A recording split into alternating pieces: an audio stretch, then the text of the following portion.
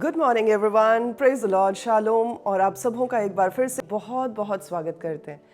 It's such a joy to be in the presence of God. परमेश्वर की उपस्थिति में आना क्या ही भली बात है, क्या ही अच्छी बात है।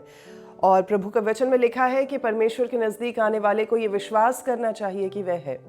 और वचन में ऐसा लिखा है कि जो कोई प्रभु पर विश्वास करते हैं प्रभु उससे खुश होते हैं। सो आज आई एम श्योर हम सब खुश हैं इस बात को लेकर के हम प्रभु पर विश्वास करते हैं और हमारे विश्वास की वजह से हम प्रभु को भी खुश कर रहे हैं कि प्रभु जी आप हमारे कामों से, आप हमारे बातों से, आप हमारे जीवन से खुश हैं। प्रभु का बहुत बहुत धन्यवाद देते हैं। आज के वचन के लिए कितने लोग तैयार हैं? जो लोग रेगुलरली आते हैं वो जानते हैं कि मैं हमेशा ये पूछती हूँ आज के वचन के लिए कितने लोग तैयार हैं। और स्पेशली जब हम जूम पर या ऑनलाइन मीटिंग में होते हैं तो मैं कहती हूँ अपने हाथों को उठाएं और कहें कि मैं तैयार हूँ। वंडरफुल, हम सब तैयार हैं। परमेश्वर का धन्यवाद हो। आज मैं बड़ा ही धमाकेदार टॉपिक पे बात करने जा रही हूँ और धमाकेदार इसलिए क्योंकि आज हम बात करने जा रहे हैं अपने एनिमीज से, अपने शत्रुओं से प्रोटेक्शन के लिए। मैंने एक वीडियो निकाला था जिसमें मैंने बताया था कि परमेश्वर हमारे हिडन एनिमीज को, यानी हमारे गुप्त शत्रुओं को सामने लाने वाले परमेश्वर हैं। यानी वो दुश्मन जो हमें दिखाई नहीं देते, जो हमारे दोस्त बनकर या जो हमारे निकट संबंधी बनकर हमें किसी भी तरह से हार्म करना चाहते हैं, परमेश्वर उन्हें सामने लेकर आने वाले परमेश्वर हैं। तो वो वीडियो अगर आपने नहीं देखी है तो ज़रूर देखिएगा। आज जो मैं बात करने जा रही हूँ वो है प्रोटेक्शन फ्रॉम द एनिमीज, यानी आपके जो शत्रु हैं जब परमेश्वर ने आपको दिखा दिए हैं तो अब नेक्स्ट स्टेप क्या है कि आपको उनसे प्रोटेक्शन चाहिए ताकि वो आपकी किसी भी तरह से कोई भी हानि ना कर सके, आपका नुकसान ना कर सके। आइए इससे पहले कि हम वचन में चलें और वचन की गहराई को सीखें, मैं चाहती हूँ कि हम प्रार्थना कर लें। अपने सरों को झुकाएंगे, अपने मनों को परमेश्वर के सामने लेकर आएंगे, अपनी आंखों को बंद करेंगे और पिता के सामने अपनी गुहार को लगाएंगे।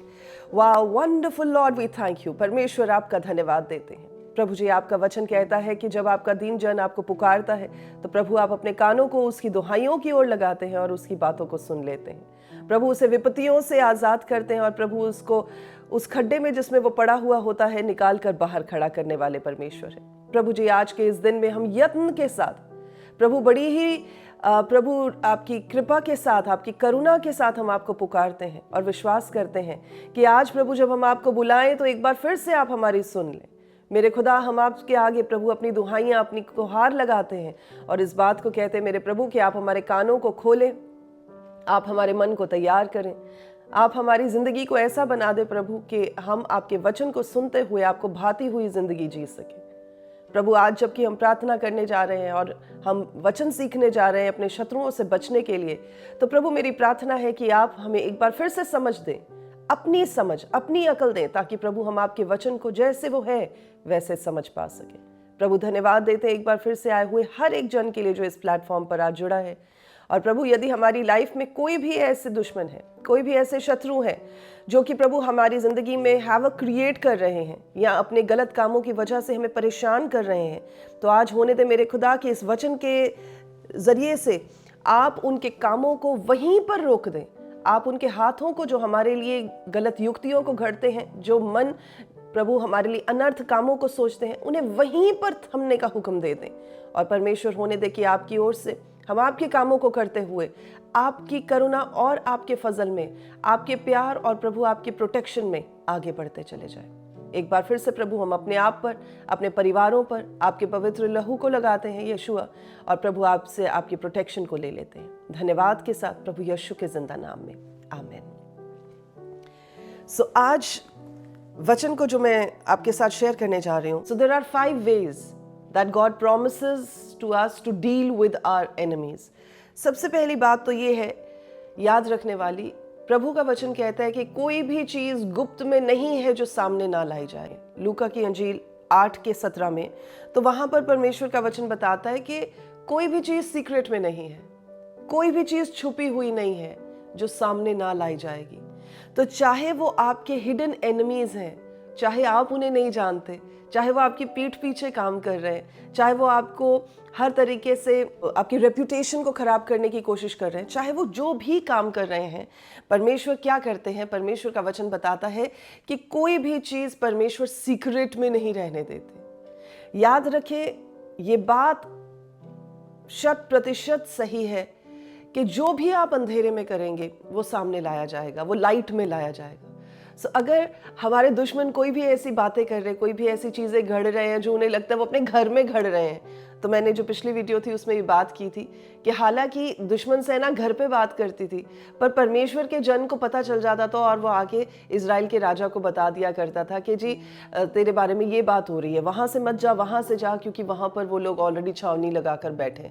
तो वो जो विरोधी राजा था वो कहता था इन्हें कैसे पता चल जाता है, क्योंकि परमेश्वर अपने दासों पर, अपने लोगों पर हर बात को जाहिर करने वाले परमेश्वर हैं।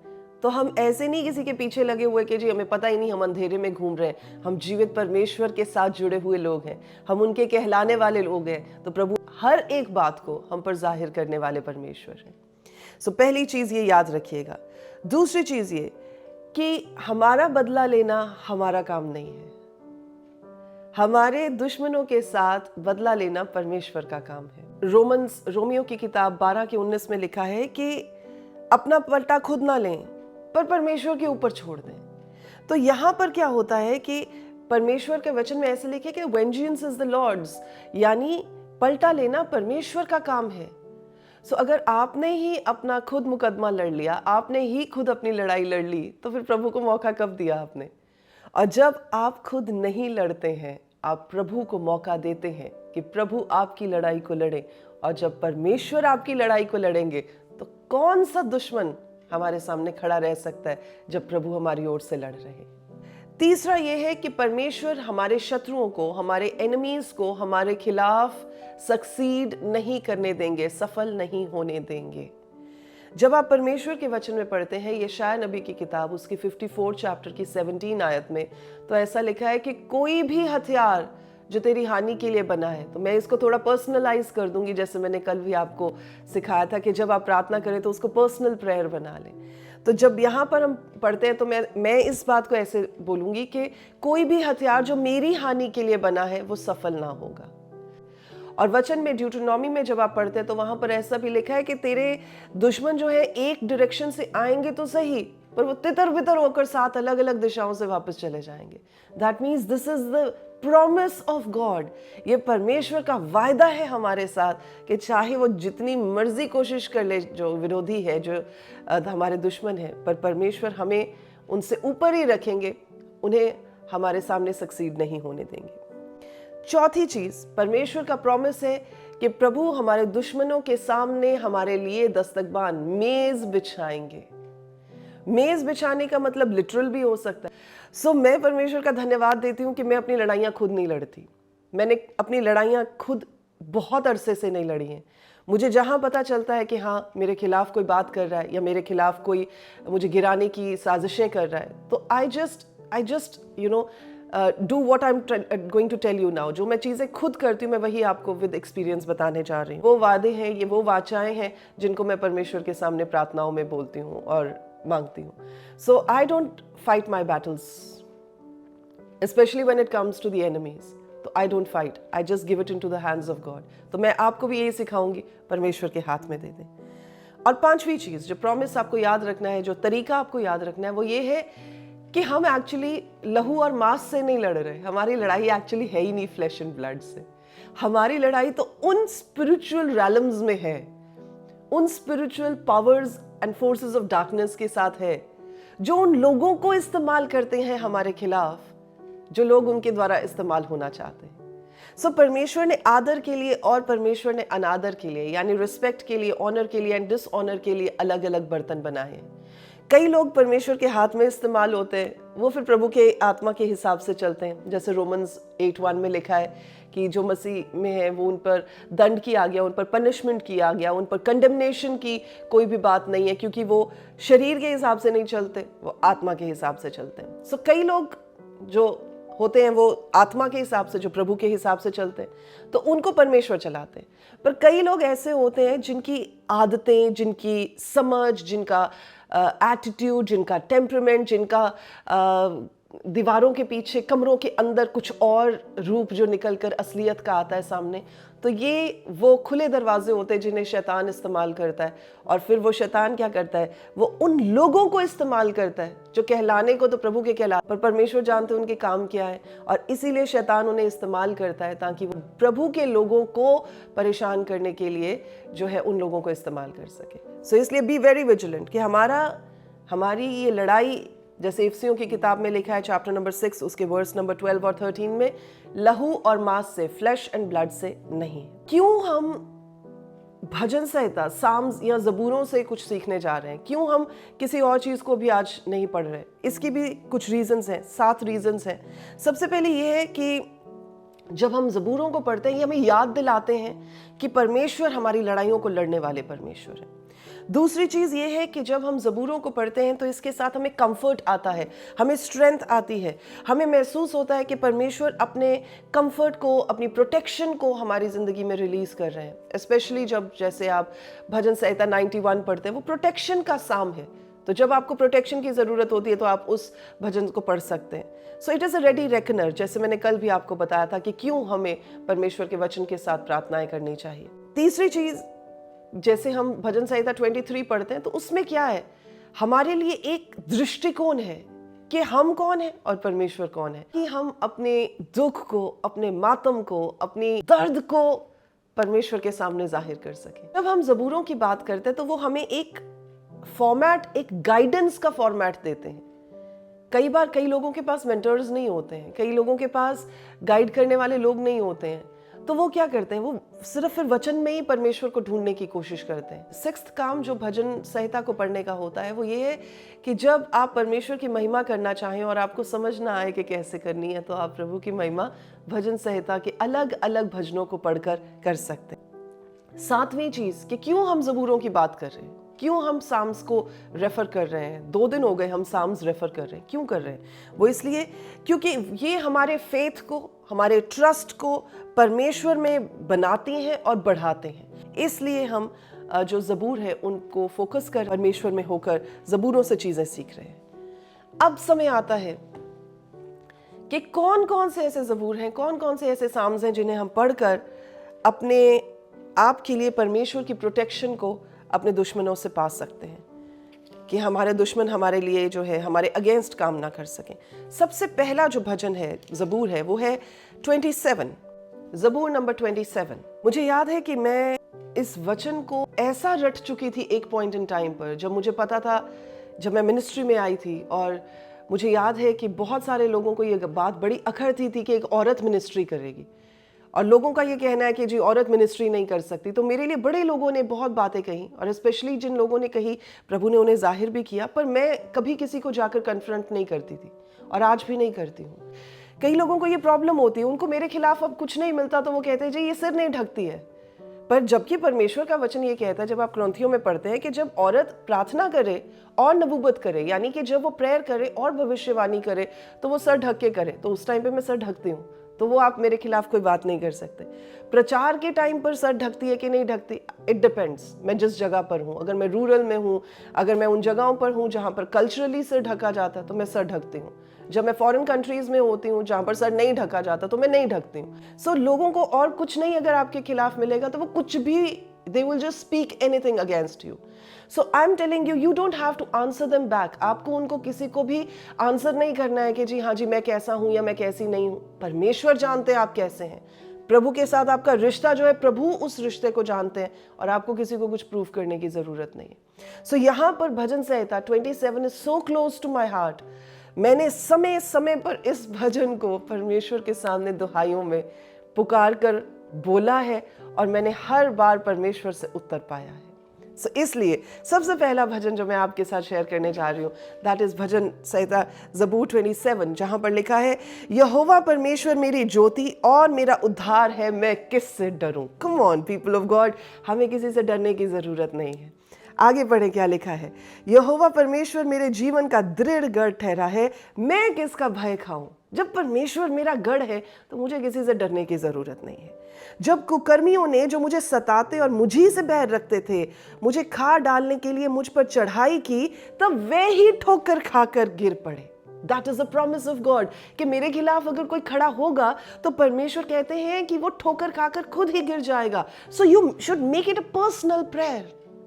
तभी मैं आपको कह रही हूँ कि ज़बूर क्यों पढ़ने की ज़रूरत है, बिकॉज ये आपको एक रेडी रेकनर दिया गया है जिसे पढ़कर आप जो आपके मन में है उसे आप परमेश्वर के सामने इजहार कर सकते हैं.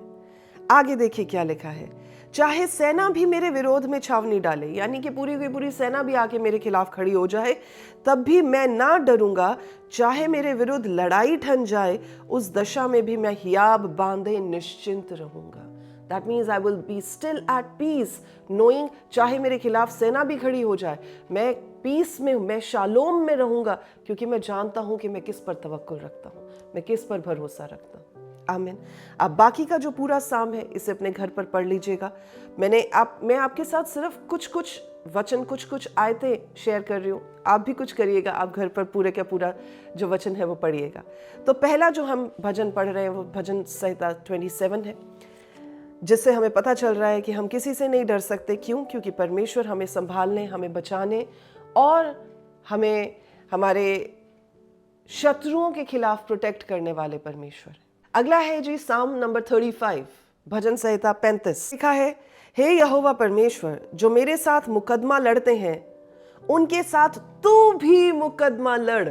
आपको याद है हमने पहले ये बात की कि प्रभु vengeance is not mine, it is yours, यानी पलटा लेना मेरा काम नहीं है, वो आपका काम है.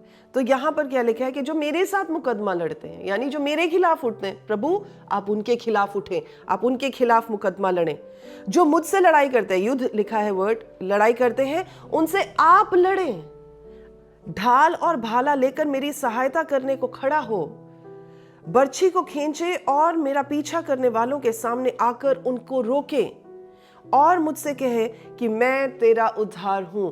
सी, this is such a word कि यहां पर भजन को लिखने वाला ये जानता है कि मैं सिर्फ परमेश्वर पर भरोसा कर रहा हूं, मुझे बचाने वाला, मुझे छुड़ाने वाला परमेश्वर है, पर वो साथ ही साथ अपने मन को भी तसल्ली दे रहा है. परमेश्वर के वचन में लिखा है कि विश्वास सुनने से और सुनना मसीह के वचन से होता है. अब मैं आपको बोल रही हूं, आप सुन रहे हैं और आपको विश्वास हो रहा है, क्योंकि वो जो आप सुन रहे हैं आपके मन में जा रहा है. जब आप वचन पढ़ें, प्लीज रिमेंबर दिस, इसे नोट कर लें, जब आप वचन पढ़ें तो मुंह में मत करें, ऐसे करें जैसे हम कर रहे हैं. हे यहोवा परमेश्वर, जो मेरे साथ मुकदमा लड़ते हैं, आप उनके साथ मुकदमा लड़े. अब क्या हो रहा है? आप अपने कानों को सुनने का मौका दे रहे हैं. आगे क्या लिखा है? जो मुझसे युद्ध करते हैं आप उनसे युद्ध करें. आप क्या कर रहे हैं? आप अपने कानों को सुनने का मौका दे रहे हैं, आप अपने मन में उस वचन को आने का मौका दे रहे हैं, और जैसे ही वो वचन आपके मन में आएगा वो आपके लिए विश्वास को पैदा करेगा. So never read the word of God just in your mind. Oh, I'm just reading in my mind. ये मुझे बड़ा सुकून दे रहा है. वो आपके लिए काम तब करेगा, वो आपको विश्वास में तब बढ़ाएगा जब आप उसे सुनेंगे. तभी लिखा है विश्वास सुनने से आता है. और इस चीज का भी बड़ा ख्याल रखिएगा, आजकल बहुत सारे भरमाने वाले लोग खड़े हो गए. वो आपको कुछ भी बोलेंगे, किसी के भी खिलाफ बोलेंगे, किसी के लिए भी बोलेंगे. आपको वचन में होकर हर पैरामीटर पर हर चीज को आंकलन करना है. और दूसरी चीज ये that you need to have the spirit of discernment. I always teach my team this. लोगों की फेस वैल्यू पर मत जाएं. कोई कितना धर्मी दिखाई देता उस पर मत जाएं. I don't go by that. कोई मुझे कहता है जी ये बड़े फलां फलां फलां है, तो I don't go by that. कोई कहता है जी ये बड़े ऑनलाइन सेंसेशन है, I don't go by that. I look behind the mask. जो उनका जो मुखौटा होता है ना, मैं उसके पीछे देखती हूँ, मैं उस मुखौटे को नहीं देखती हूँ. मुखौटे पे सारे बड़े प्यारे लगते हैं. So don't go by those मुखौटास. हर एक का आंकलन करें. मुझे भी आप परमेश्वर के वचन पर आंकलन करके जांचें. आई डोंट से कि सिर्फ मेरी फेस वैल्यू पर जाए. यू शुड एवरी, देखिए, क्योंकि वचन में लिखा है कि अंत के दिनों में बहुत सारे झूठे लोग जो है, झूठे प्रचारक, झूठे भविष्यवक्ता उठ खड़े होंगे. और लिखा है they will deceive even the elected, यानी वो चुने हुओं को भी भरमा देंगे. ओह, दिस इज सो डेंजरस. तो आप ये किसी भरोसे में मत रहिएगा या किसी गलत फहमी में मत रहिएगा. ओ, मुझे नहीं कोई भरमा सकता. लिखा है अच्छे अच्छों को, चुने हुओं को भी भरमा देंगे. सो इस गलत फहमी में मत रहिएगा. जो हमें बचा सकते हैं वो परमेश्वर के आत्मा की परख है। That is the only thing. और हमें कोई इंसान नहीं बचा सकता किसी इंसान से। सो आपको और मुझे, हमें परमेश्वर के आत्मा की परख होनी चाहिए, जिससे हम लोगों को सिर्फ देखते हुए नहीं कि हाँ ये तो कितना हम्बल है बंदा। ह्यूमिलिटी सिर्फ बातों से नहीं आती, ह्यूमिलिटी कामों से आती है। ओ ये कितने प्यार से बोलता है या बोलती है। प्यार से बोलने वाले सिर्फ हम्बल नहीं होते, आपको क्या पता उनकी जिंदगी में पीछे क्या चल रहा है। So do not gate deceived people of God. और अगर आप ये सोच रहे हैं कि पास्टर नहीं तो आप हमसे क्यों ये बातें शेयर कर रहे हैं, वो इसलिए कर रहे हैं क्योंकि आज हम उन हिडन एनिमीज की बात कर रहे हैं, जो आपके चेहरे पर आपको ऐसे लगेंगे कि शायद यही आपकी दुनिया है, यही आपके जीवन है, यही आपके आइडल है, यही हैं जो आपको सिखा सकते हैं, यही है जिनके साथ आप रह सकते हैं। बट नहीं, आप उनके चेहरे के पीछे का जो असली चेहरा है, परमेश्वर को कहें प्रभु उसे रिवील करें। Ask God to reveal that. Don't go by the face value people of God. और अंत के दिनों में बहुत सारे ऐसे लोग आएंगे। सो बी वॉचफुल। तो यहां पर जब आप वचन को सुनते हैं, वचन को ग्रहण करते हैं, आपके मन में विश्वास आता है। विश्वास के द्वारा आप अपनी लड़ाई को जीतते हैं। तभी हमने कल देखा था ना कि विश्वास की ढाल लेकर आप स्थिर होते हैं, तभी आप शैतान के जलते हुए तीरों का सामना कर पाएंगे। विश्वास नहीं होगा तो ढाल कहां रहेगी फिर। और आगे क्या लिखा है, जो मेरे प्राण के ग्राहक हैं वो लज्जित और निरादर हो जाएं, यानी जो मेरे जान के पीछे पड़े हुए हैं, प्रभु उन्हें शर्मिंदा कर दें आप। So this should be your prayer. और आगे क्या लिखा है, जो मेरी हानि की कल्पना करते हैं। जैसे कई लोगों की आदत होती है, वो आपके खिलाफ प्लॉट रचेंगे। अच्छा अब हम इसके खिलाफ ये करेंगे, अच्छा अब हम ऐसे करेंगे। तो जो ऐसे करते, परमेश्वर के वचन में क्या लिखा है, वह पीछे हटाए जाए और उनका मुंह काला हो जाए। सो आप नहीं करेंगे, परमेश्वर करेंगे। ठीक है जी। आगे क्या लिखा है, वो वायु से उड़ जाने वाली भूसी के समान हो और यहोवा परमेश्वर का दूत उन्हें हाँकता जाए। उनका रास्ता अंधेरा हो जाए और फिसलन भरा हो जाए और यहोवा परमेश्वर का दूत उन्हें खदेड़ता जाए। क्योंकि अब देखिए, क्योंकि अकारण उन्होंने मेरे लिए अपना जाल गड्ढे में बिछाया। कहने वाला क्या कह रहा है कि प्रभु जो खड्डा उन्होंने मेरे लिए खोदा है उसमें वो खुद ही गिरे।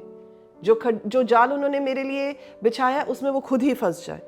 जो विपत्ति उन्होंने, जो नुकसान उन्होंने मेरा करने के लिए ठानी है, प्रभु वो नुकसान उन्हीं पर आ पहुंचे। तो ये जब आप भजन पढ़ेंगे, I think it is a cry of an innocent heart. एक ऐसे इंसान की पीड़ा या उसका दर्द है जो प्रार्थना में बयान किया गया है, जो गलती, जो गुनाह उसने नहीं किया, जिसके लिए उसके दुश्मन उसके खिलाफ खड़े हो गए।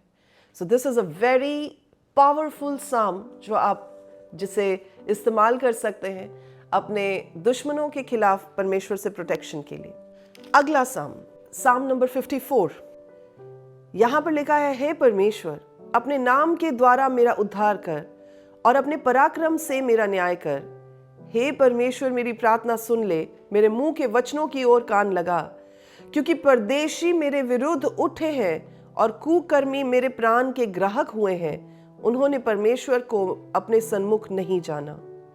देखो परमेश्वर मेरा सहायक है, प्रभु मेरे प्राण को संभालने वालों के संग है। वह मेरे द्रोहियों की बुराई को उन्हीं पर लौटा देगा। हे परमेश्वर अपनी सच्चाई के कारण उनका विनाश कर। मैं तुझे स्वेच्छ बलि चढ़ाऊंगा। दैट मीन्स अब यहाँ पर ऑफरिंग्स की भी बात कर रहा है कि प्रभु जी आप मेरे दुश्मनों से मेरे प्रोटेक्शन करें, और मैं जानता हूं कि आप ही कर सकते हैं। और प्रभु जब आप ये करेंगे तो मैं आपके सामने ऑफरिंग्स को लेकर आऊंगा, मैं थैंक्स गिविंग को लेकर आऊंगा। और क्या लिखा है, हे यहोवा परमेश्वर मैं आपके नाम का धन्यवाद करूंगा, क्योंकि ये नाम सब नामों से ऊंचा है, उत्तम है, बेस्ट है। आमीन। और लिखा है, क्योंकि तूने मुझे सब दुखों से छुड़ाया है और मैं अपने शत्रुओं पर दृष्टि करके संतुष्ट हुआ हूं। यानी कि जब मैंने अपने दुश्मनों को देखा तो प्रभु अब मैं सैटिस्फाइड हूं इस बात को देखकर कि आपने उनको उनकी जगह पर रखा है। आमीन। सो ये है थर्ड साम ज़बूर, जिसे आप पढ़ सकते हैं और अपनी प्रार्थना का हिस्सा बना सकते हैं। एक और साम है भजन संहिता 83। कुछ आयतें, कुछ वचन पढ़ूंगी, 10 तक पढ़ लेते हैं। हे परमेश्वर मौन ना रहे, यानी चुप ना रहे। हे परमेश्वर चुप ना रहे और ना शांत रहे। अब यहाँ पर again I think it is a cry for desperation.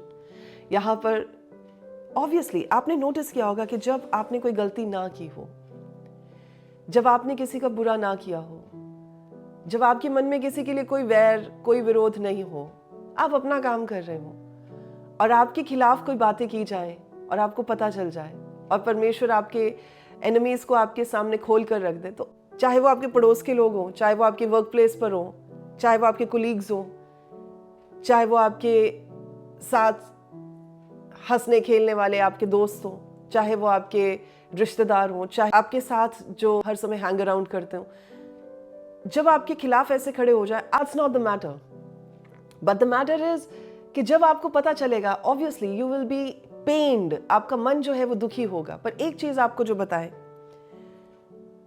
ये दुख इसलिए नहीं भेजा जाता या ये हिट इसलिए नहीं किया जाता कि आपका कोई डायरेक्ट नुकसान वो इंसान करना चाहता है, पर ये इसलिए किया जाता है क्योंकि शैतान जानता है कि आपको सबसे ज्यादा चोट कहां पर पहुंचेगी। वो जानता है कि आपको कहां हिट किया जाएगा जिससे आपको सबसे ज्यादा चोट पहुंचे। और जिनके साथ आप बैठते हैं, जिनके साथ आप उठते बैठते हैं, खेलते हैं, बात करते हैं, जिन्हें आप अपना समझते हैं, और जब वो आपके खिलाफ ऐसे कोई बात करते हैं, ये वो लोग होते हैं जिनसे आपने एक्सपेक्ट नहीं किया होता। और जब वो ऐसी बात करते हैं, शैतान को पता है कि ये चीज तो इसको जरूर गिराएगी, तो बेसिकली वो क्या करने के लिए आता है, वो आपको गिराने के लिए उन लोगों को इस्तेमाल करता है। These are spiritual attacks. ये physical attacks नहीं है। Don't think कि किसी ने आपके खिलाफ physical attack किया। This is actually not a physical attack. This is a spiritual attack. और attack होने लाजमी है। जब हम कहते हैं हम परमेश्वर के जन हैं, हम आत्मिक युद्ध में हैं, तो ये अटैक्स होने लाजमी है। पर हाय उस इंसान पर जिसे शैतान इस्तेमाल करता है। तो वचन में तो ऐसा लिखा है कि जिस इंसान की वजह से ठोकर मिलती है, हाय है उस पर। और वचन में ऐसा लिखा है कि उसके गले में तो जो चक्की के पार्ट डाल के उसे पानी में फेंक देना चाहिए। मतलब this is the kind of judgement जो परमेश्वर उस इंसान के ऊपर भेजते हैं या कहते हैं। So let us understand this is a spiritual battle जो हम लड़ते हैं। और चाहे वो कोई भी व्यक्ति है, कोई भी इंसान है, हमारा पहला रिस्पॉन्स क्या होना चाहिए? हमारा रिस्पॉन्स गालियां निकालने का, हमारा रिस्पॉन्स उन्हें बुरा भला बोलने का, हमारा रिस्पॉन्स अपने आप को जस्टिफाई करने का, हमारा रिस्पॉन्स अपने आप को क्लैरिफाई करने का, अपने आप को एक्सप्लेन करने का नहीं होना चाहिए। हमारा रिस्पॉन्स वो होना चाहिए जो वचन में लिखा है। इसलिए आज हम इन वचनों को आपके साथ शेयर कर रहे हैं। तो यहां लिखा है, परमेश्वर चुप ना रहे और ना शांत रहे, तेरे शत्रु हंगामा मचा रहे हैं और तेरे बैरियों ने सिर उठाया है। अब यहाँ पर ये प्रभु को क्यों कह रहे कि आपके शत्रु, आपके बैरी? ये तो आपके बैरी थे, तो फिर आपने उनको प्रभु के बैरी कैसे बना दिया? देखिए, प्रभु का वचन बताता है तेरे शत्रु मेरे शत्रु होंगे। The word of God says कि तेरे दुश्मन मेरे दुश्मन होंगे। सो जहां पर परमेश्वर ने अब्राहम को ये वायदा दिया था कि जो तुझे ब्लेस करेगा मैं उसे ब्लेस करूंगा, जो तुझे श्राप देगा मैं उसे श्राप दूंगा। दैट मीन्स जो इंसान परमेश्वर के साथ इतनी नजदीकी में चलता है कि उसके काम परमेश्वर के काम होते हैं, यानी प्रभु जो भी उसे कहते हैं वो काम करता है, प्रभु की इच्छा के अनुसार वो हर काम करता है, उनके अलावा कोई काम नहीं करता। तो अब क्या हो जाता है? क्योंकि उसकी हर बात परमेश्वर के मन की बात होती है, क्योंकि उसकी हर इच्छा परमेश्वर की इच्छा में मर्ज्ड होती है, क्योंकि उसके सब कामों को परमेश्वर ही चलाते हैं। और लिखा है the steps of a righteous man are ordained by the lord, यानी कि धर्मी जन के जो वो कदम है वो परमेश्वर की ओर से रहनुमाई पाए हुए होते हैं। तो अब आप जरा सोच के देखें कि जो इंसान ऐसा जो प्रभु के साथ लिपटा हुआ है, अगर उसके कोई दुश्मन होंगे तो वो क्या उसी के दुश्मन होंगे? जी नहीं, वो परमेश्वर के दुश्मन होंगे। क्या हमें समझ आ रही है जी ये बात? सो यहां पर वो क्या कह रहा है? तेरे दुश्मन, यानी वो प्रभु को कह रहा है आपके दुश्मन, देखिए आपके दुश्मन हंगामा मचा रहे हैं। वो क्या कह रहा है? आपके बैरियों ने सिर उठाया है। वो अपने नहीं कह रहा, क्योंकि उसे पता है कि उसकी चाल परमेश्वर के साथ कैसी है। अब मैं आपको ये नहीं कह रही अगर आपने गलती की तो अपने आप को डिफेंड करने लग जाए इन वचनों के साथ। अगर आपने गलती की है तो प्लीज आप परमेश्वर से माफी मांगे। अगर आप गलत हैं तो आप इस बात का अंगीकार करें कि प्रभु मेरी गलती है, मुझे ये नहीं करना चाहिए था। पर अगर आप गलत नहीं हैं तब आप इन वचनों को पूरे ही आपके साथ इस्तेमाल करें। ठीक है जी, आगे लिखा है, वे चतुराई से आपकी प्रजा को हानि की सम्मति करते हैं और आपके रक्षित लोगों के विरोध में युक्तियां निकालते हैं।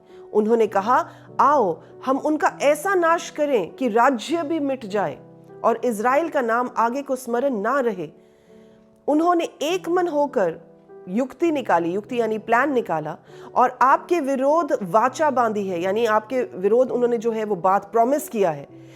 ये तो एदोम के तंबू वाले और इश्माइली, मुआबी और हुग्री, गबाली, अमोनी, अमालेकी और सोर समेत पलिश्ती हैं, इनके संग अशूरी भी मिल गए हैं। उनसे भी लूत वंशियों को सहारा मिला है। इनसे ऐसा कर जैसा मिद्यानियों से और किशोन नाले के सीसरा और याबीन से किया था, जो इंदौर में नष्ट हुए और भूमि के लिए खाद बन गए। तो यहाँ पर अब आप देखें कि लिखने वाला जो है, भजन का लिखने वाला दाऊद यहाँ पर क्या कह रहा है।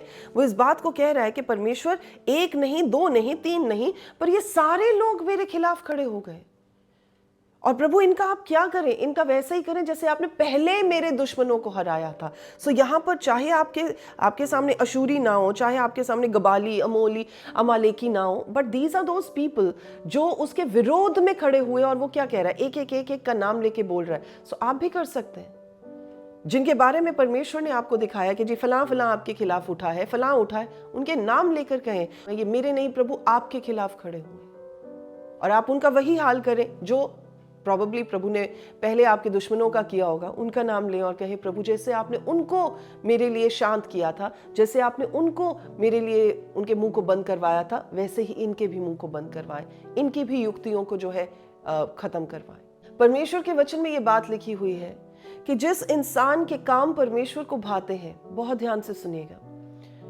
जिस इंसान के when the ways of a righteous man pleases the Lord, जब एक रास्तबाज, एक सादिक इंसान के काम परमेश्वर को भाते हैं, तो परमेश्वर उसके दुश्मनों से भी उसको पीस दिलाते हैं, यानी he makes peace with his enemies। अगर आपके काम परमेश्वर को भाते होंगे, आप देखेंगे कि इस फेज में से निकलने के बाद भी परमेश्वर आपके शत्रुओं के साथ आपको पीसफुल करवा देंगे, या वो आपसे आकर माफी मांग लेंगे, या आपका मन उनके लिए शांत हो जाएगा, या आपको उनके खिलाफ कोई भी बात जो है मन में फील नहीं आएगी, यानी अब आप शांत हो जाएंगे। That's when your ways will please the Lord, जब आपके काम परमेश्वर को भाएंगे। आमीन। सो ये है साम नंबर 83। एक और लास्ट जो साम हम पढ़ने जा रहे हैं, ये भजन संहिता 64, और यहाँ पर भजन को लिखने वाला परमेश्वर से डिवाइन इंटरवेंशन को, यानी प्रभु के हाथ को मांग रहा है कि प्रभु मैं अकेला पड़ गया हूँ, आप मेरी मदद करें। ओके, सो यहाँ पर जब आप देखेंगे, इसका टाइटल ही ये है कि हिडन एनिमीज से बचाने के लिए परमेश्वर के सामने ये गुहार लगा रहा है। तो यहाँ क्या लिखा है, ये भी दाऊद ने लिखा है, हे परमेश्वर जब मैं आपकी दुहाई दूं तो आप मेरी सुन लें, शत्रुओं के उपजाए हुए भय के समय मेरे प्राण की रक्षा करें, यानी कि जिस समय मेरा दुश्मन मेरे लिए उस समय को लेकर आ रहा है जिसमें मुझे डर लगे, तो प्रभु आप उस समय मुझे बचा लें।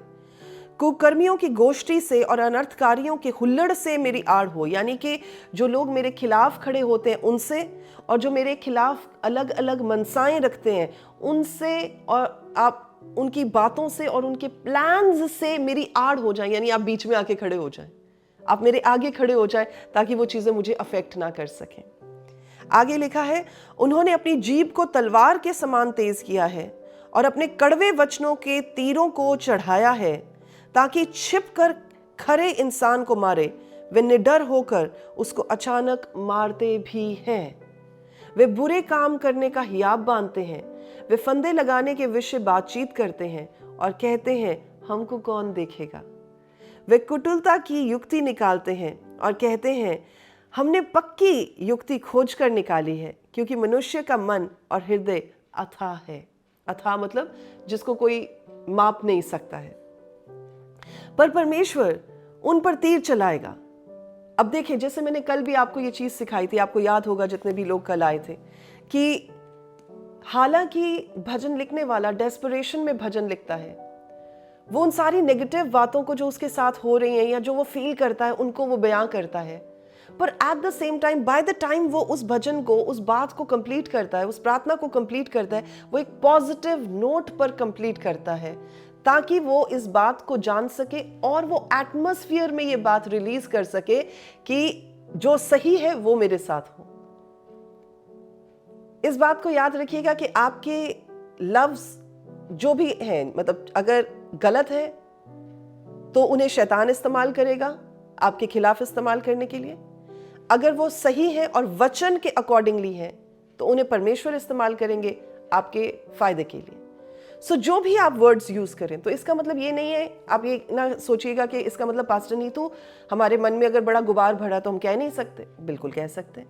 आपके मन में बड़ा दर्द भरा तो आप नहीं बोल सकते। बिल्कुल बोल सकते हैं। सब कुछ करें, पर एट द एंड आकर उस चीज को परमेश्वर के वचन के साथ कवर अप कर दें, ताकि उन नेगेटिव शब्दों का, वचनों का आप पर कोई प्रभाव ना हो सके। So that those words cannot be used against you. इसलिए आप देखें कि जब जब भजन लिखने वाला इस बात को कहता है कि मतलब वो जो भी फील करता है वो कहता है, यानी नेगेटिव जो उसकी लाइफ में हो रहा है, एक्सपीरियंस कर रहा है, वो उसको बोलता है, पर उसके बाद वो प्रभु के वचनों के साथ उसे कवर अप कर देता है। तो यहाँ पर भी क्या हुआ, लिखा है 7th आयत से, परंतु परमेश्वर उन पर तीर चलाएंगे, वे अचानक ही घायल हो जाएंगे। तो वो क्या कह रहा है, he is speaking about these things. वो अपने ही वचनों के कारण ठोकर खाकर गिर पड़ेंगे। जितने उन पर दृष्टि करेंगे वे सब अपने अपने सिर हिलाएंगे। वे सारे लोग डर जाएंगे और परमेश्वर के कामों का बयान करेंगे और उसके कार्यक्रम को भली भांति समझेंगे। धर्मी तो यहोवा परमेश्वर के कारण आनंदित होकर उनका शरणागत होगा और सब सीधे मन वाले बढ़ाई करेंगे। Wow, this is such an amazing thing to do. कितनी बढ़िया बात है कि ये सब कुछ होने के बावजूद भी जो धर्मी जन है, जो परमेश्वर का चुना हुआ जन है, जो परमेश्वर की ओर से अलग किया हुआ जन है, वो क्या करेगा, वो परमेश्वर की बढ़ाई करेगा, वो खुश होगा, वो आनंद से, वो जॉय से भर जाएगा। तो ये वचन जो है आप नोट कर लीजिए। भजन संहिता 27, मैं आप रेडी रेफरेंस के लिए दोबारा से बोल रही हूँ। भजन संहिता 27 आपने लिख लिया, भजन संहिता 35, भजन संहिता 83, भजन संहिता 54 और भजन संहिता 64।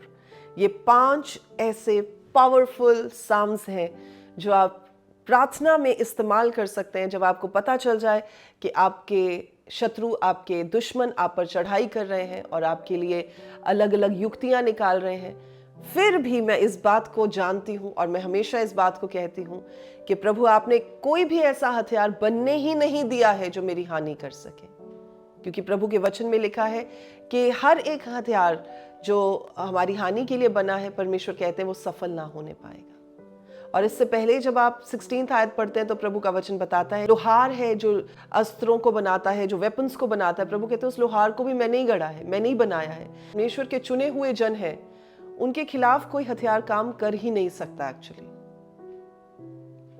This is the word, this is the promise of God. We are protected under his wings.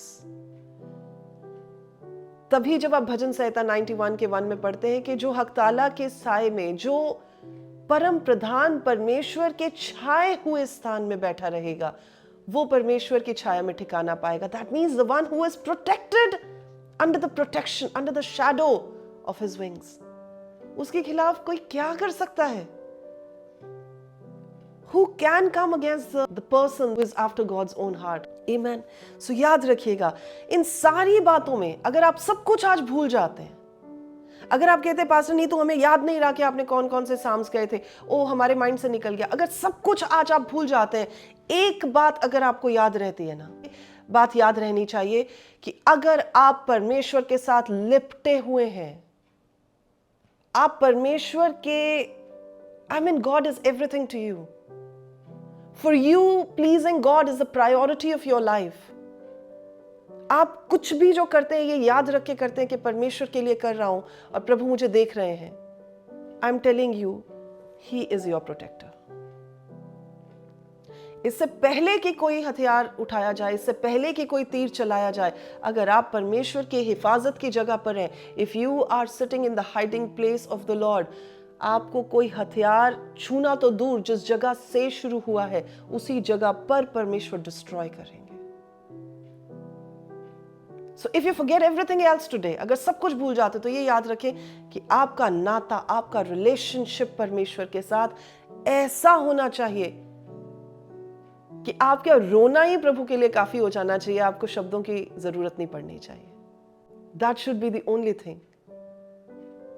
You don't need to fight back with your enemies. आपको लड़ने की जरूरत नहीं है, अपने दुश्मनों के साथ।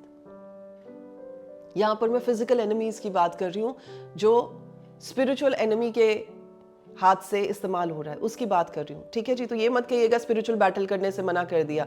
मैं स्पिरिचुअल बैटल करने से मना नहीं करती। I am a product of spiritual battle. तो मैं तो खुद आत्मिक युद्ध का प्रोडक्ट हूँ, तो इसलिए मैं आत्मिक युद्ध करने से आपको नहीं रोक रही हूँ। पर जहां लड़ने की जरूरत है वहां लड़ें, जहां लड़ने की जरूरत नहीं है वहां मत लड़ा करें। अननेसेसरी बैटल्स में डलने की जरूरत नहीं है। और ये जो बैटल है जो आज हमने सीखी, उसमें हमें लड़ने की जरूरत नहीं है। शांत रहो और जान लो कि वो ही यहोवा परमेश्वर है। आमीन। और सारी सृष्टि पर वो ही महान है।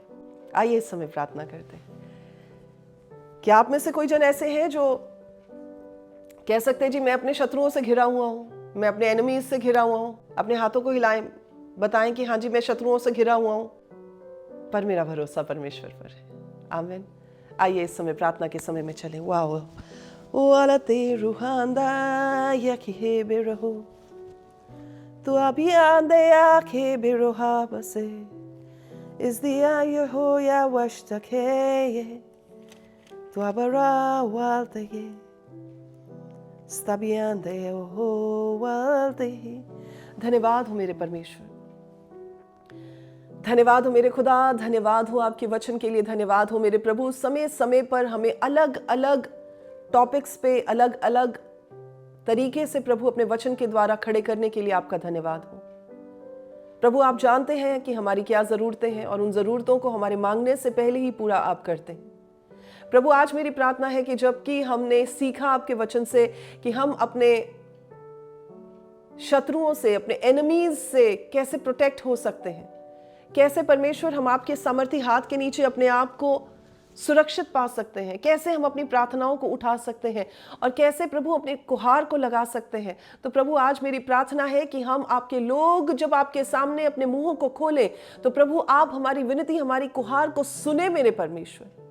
प्रभु जैसे आपके वचन में लिखा है भजन संहिता 68 के 1 में कि प्रभु आप उठें और मेरे शत्रुओं को तितर बितर कर दें। प्रभु आज मेरी प्रार्थना है कि हम में से जितने भी लोग हमारे दुश्मनों से घिरे हुए हैं, प्रभु आज आप उठें, हमारे मध्य में उठें, हमारे बीच से उठें मेरे परमेश्वर और हमारे शत्रुओं को तितर बितर कर दें प्रभु यीशु के नाम में। प्रभु आप उनके मुंहों को, उनकी जुबानों को, जो बर्छियों की तरह की जुबानें हैं, उन जुबानों को आप बंद कर दें, उन मुंहों को आप बंद कर दें, जैसे आपने प्रभु जी दानियल नबी के लिए उन शेरों के मुंह को बंद कर दिया था। आज प्रभु हमारी प्रार्थना है कि आप हमारे दुश्मनों के मुंह को ऐसा बंद कर दें। प्रभु जैसे आपका वचन बताता है कि हमारे दुश्मन एक तरफ से चढ़ाई करेंगे तो सही, पर वो तितर बितर होकर 7 अलग अलग दिशाओं में वापस जाएंगे। तो प्रभु आज हमारी प्रार्थना है कि जो हम पर नालिश करते हैं, जो हम पर चढ़ाई करते हैं, जो प्रभु अनर्थकारी हैं, जो अपनी प्रभु अनर्थ युक्तियों को हमारे खिलाफ गढ़ते हैं, आज होने दे कि प्रभु जी उनके साथ ऐसा ही हो कि उनके अपनी ही युक्तियां, उनके अपने ही प्लान्स उन्हीं पर जा गिरें प्रभु यीशु के नाम में। प्रभु हमारी प्रार्थना है कि हम आपके उस बड़े हाथ के नीचे अपने आप को महफूज देख सकें, अपने आप को सुरक्षित देख सकें और हम जान सकें कि जो तीर हमारे लिए भेजा गया था, जो तीर हमारे लिए बनाया गया था, वो उसी जगह पर जाकर गिरा जहां से वो ओरिजिनेट हुआ था। प्रभु जी हम आपका धन्यवाद देते हैं। हर एक जुबान जो हमारे खिलाफ उठी है उसे हम इस समय प्रभु यीशु के नाम से खंडित करते हैं, क्योंकि आपका वचन कहता है कि प्रभु आपके चुने हुओं पर कोई दोष नहीं लगा सकता, क्योंकि वो आपके आत्मा के द्वारा चलते हैं, वो शरीर के अनुसार नहीं चलते। प्रभु आप हमारी चाल को जानने वाले परमेश्वर हैं, आप हमारे कामों को जानने वाले परमेश्वर हैं।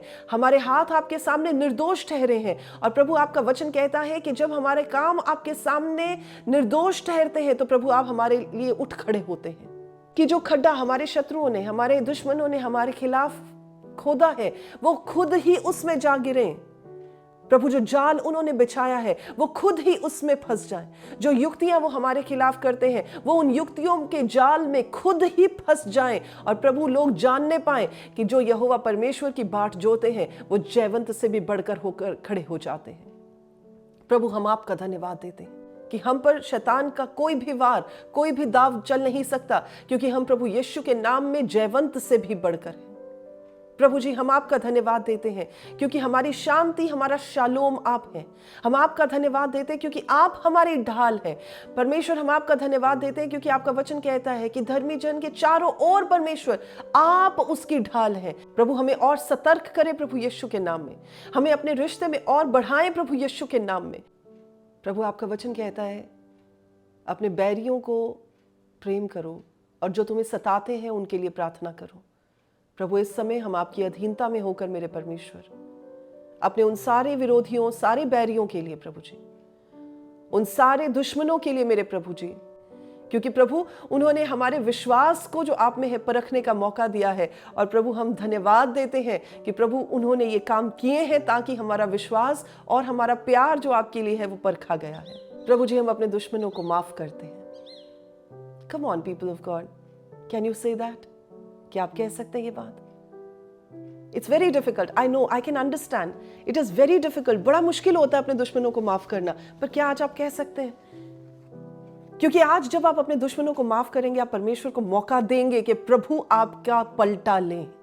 अपने सताने वालों को प्रभु यदि माफ नहीं कर पा रहा है तो प्रभु होने दे कि आपका प्यार हमारे दिल को फ्लड कर जाए, आपका फजल हमारे दिल को प्रभु इस समय बाढ़ की तरह भर दे।